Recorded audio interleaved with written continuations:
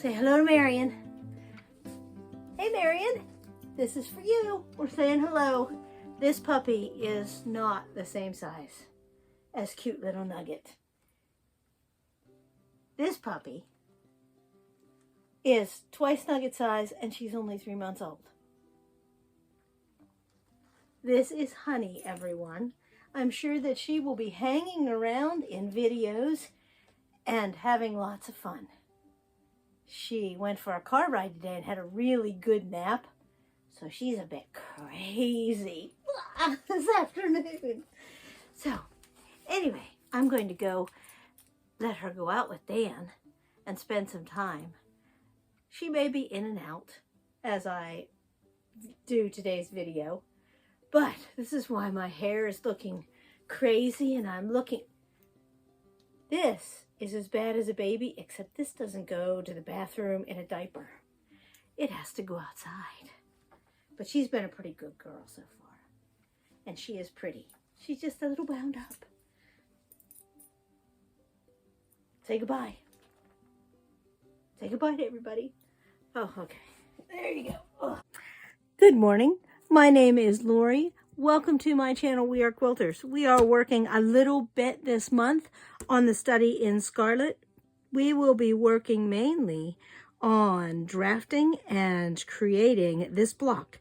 Now, next week I'll talk about different layouts if you don't like this X version, so that you can come up with lots of others.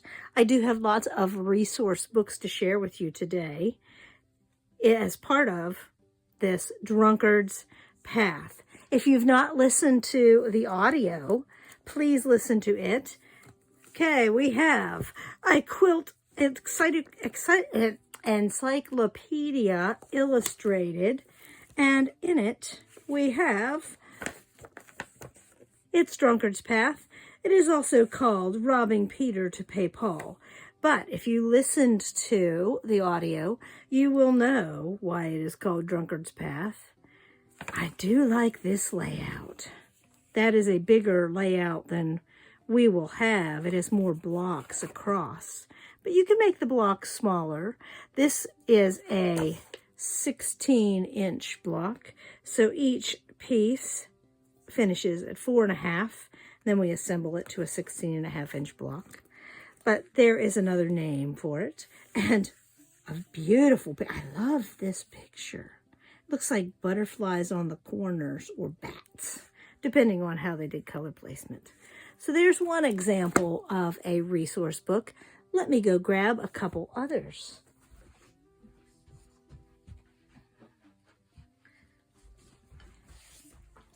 I have a small pile here of resource books. Here I have 1001 Patchwork Designs, Maggie Malone, and it is copyrighted 1982.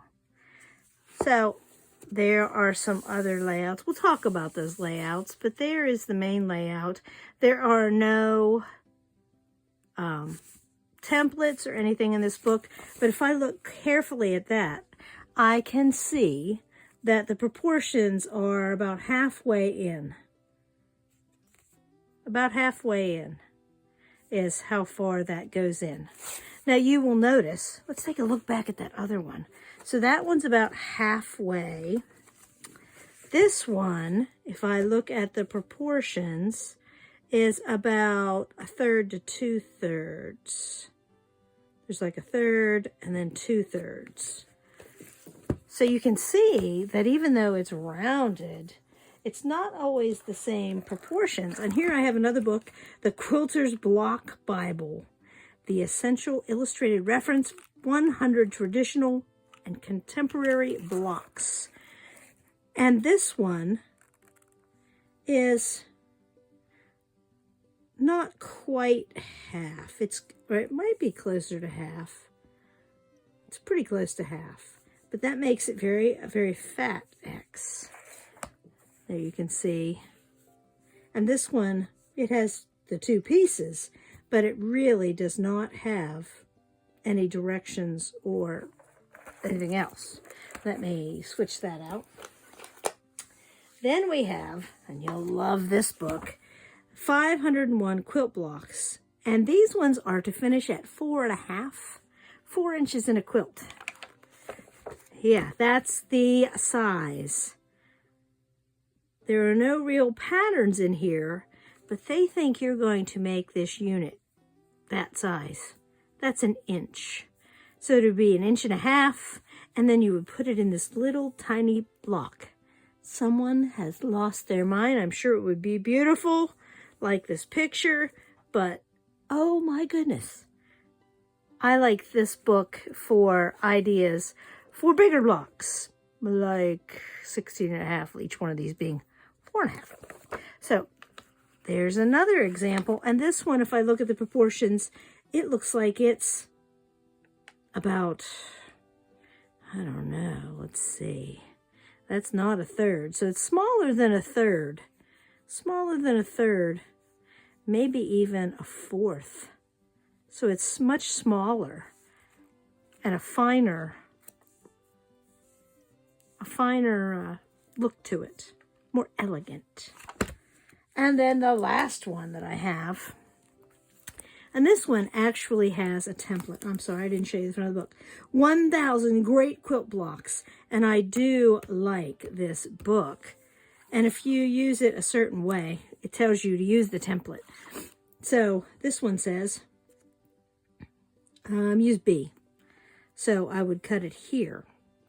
So it is about 1/3, because it's about 1/3 there and 2/3 there. So it's about 1/3. But if I'm using that template, I don't have any seam allowances. So I still would have to draw out my pattern. And let's see how big that block is. That block is, that's 4 inches finished. So it would start 4.5. Well, yes, it's 4 inches finished. So it would start about 4.5. But like I said, if you use that line, it still doesn't have any seam allowances. So you would still need to draft a pattern and add seam allowances in, which is exactly what I'm going to talk about today. So let me put these out of the way. So lots of places you can find, and they make sets of rulers and all kinds of things. I am not going to buy a Drunkard's Path ruler set just so I can make the Drunkard's Path. Now, I have here, you see I've done it ahead of time, so we wouldn't have to worry about it quite so much. Put these pins in there. I have cut my colors. They're purple and teal, and I have used 8 of one color and 8 of the other color, because I will get pieces for both out of the 6-inch blocks. So here I have a 6-inch square, not 6.5, 6 inches. So hang on a second, and I will get a marker. I've used an old crossword puzzle book. I will get a marker and I will show you how I got my pieces. Let me show you my fabrics. I have 8 nice purples, and I have 8 blue fabrics, and they contrast quite a bit one to the other, because that's what I want. I want some contrast in color. I am not going to do the sewing today. I am just focusing on creating a pattern for the pieces. And I know some of you are going, oh, when are we going to get to making blocks? We will. But I want to take it slow so that all those other sew-alongs are done. And you'll be going, oh, I'm so glad Lorrie took it slowly. Way I can get both of my fabric, both of my pieces out. I can get the concave and the convex out of both pieces. So let's talk about this, just so we have this is the concave, if you care, and this is the, let's put it on this one, convex piece. Concave looks like a cave. So there we have the pieces, and you'll notice they don't line up because we have seam allowances on these pieces. you have to decide what proportions you would like. We saw in all those books, there were ones that were half, ones that were about thirds, ones that were about fourths. So we have to decide what proportions you want. Now, my proportions are about fourth because I like that proportion. So I could take my piece of scrap paper and I could fold it so that it's about fourths, and then I can work from it from there. I also, yes, I raided the cupboard for dishes. So once I had my pieces of paper, and I went, oh, I want it to finish at 4.5. So I cut a piece of scrap paper, 4.5. There it is. And I went, oh, that's what size it will be finished. I need to decide what curve I want. So I took a plate and I laid it on there and I went, oh, I like the way that looks for my convex. And I also, and some of you may shudder, and please do not freak out. Do not, remain calm. Calm is nice. I took a marker and marked a little spot on my Corelle dish, just so, because I'm going to use that to help me out later on. I am. So there it is, without any seam allowances. And I wrote on my scrap paper, no seam allowance, no seam allowance. And then I took another piece like this. So I started out with 3 pieces of scrap paper. I took another scrap paper like that, and I laid my 2 pieces right on there. And I lined up the edge, 1/4 of an inch here, 1/4 of an inch here, and then I used my ruler and did mark 1/4 of an inch, mark 1/4 of an inch, mark 1/4 of an inch, the whole way around. It's not hard. And then I played connect the dots. So now I have the piece that is with a 1/4 of an inch seam allowance, my concave piece. I did the same thing with my convex piece. I used to call these innies and outies. And I laid it on there in the corner, close to 1/4 of an inch from the corner. And I pinned it right through the paper. And then I drew with my ruler, 1/4 of an inch, 1/4 of an inch, 1/4 of an inch around. I played connect the dots. And I ended up with that piece. And both of those, when I cut it out carefully, both of those will fit on my 6-inch piece. And I can even use pins and pin them down and put them in and see, there's going to be, I would recommend, this is what I'm going to do when I actually get to the cutting on this. And we'll talk about sewing techniques next week, because this curve needs a little bit of special attention. And some people are going, oh my goodness, you can do this. There's only 16 of them. It will be all right. We will talk about how to, and you will get better. The first one is a little bit of a struggle. The second one is easier. The third one is even easier. And by the time you get to the 16th one, you're already an expert. You could do a whole quilt with these. Just saying. So I am going to use probably a straight edge to cut there, but I'm going to use a ruler. Straight edge, straight edge. And because I'm going to have this pinned on, I'm probably going to cut 4 of them at a time. And I am going to, here we go, let me say it. I am going to use scissors to cut my fabric out. I'm going to go old school, and I'm going to use scissors to cut it out. Now, before I put everything away, so I'm just going to put those in my bag with my fabric So I'm ready to go.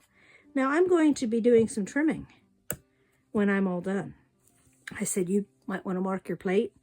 Well, I've already decided how I want it to look. And we have already done this before. And some of you are probably gasping again. It'll be okay. It will. I am going to use my plate right now. Before I clean it up, I'm going to use the marker. And I have it marked. I have it marked. So I know, oh, it didn't turn out very well. When I trim my finished blocks, hope your husbands aren't watching, they'll be freaked out. Well, I need to get a better marker. This one's not working very well. Let me go get a better marker. I will be right back.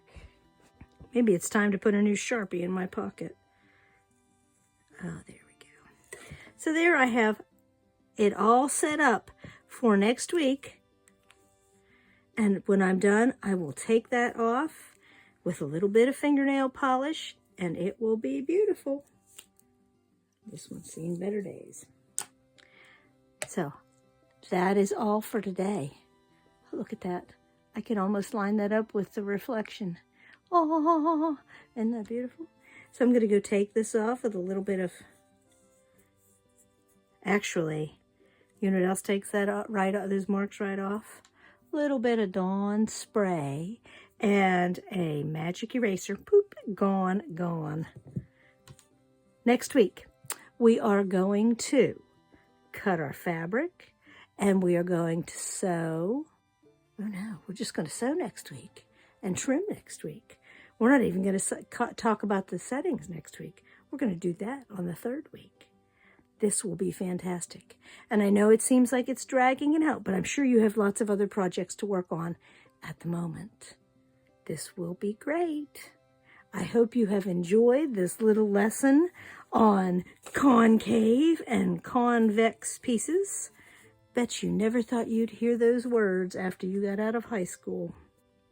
Have a great afternoon. If you want to go ahead and cut your pieces and you want to get ahead, go right ahead. We will talk to you later. Bye. Remember to like and subscribe. Thank you.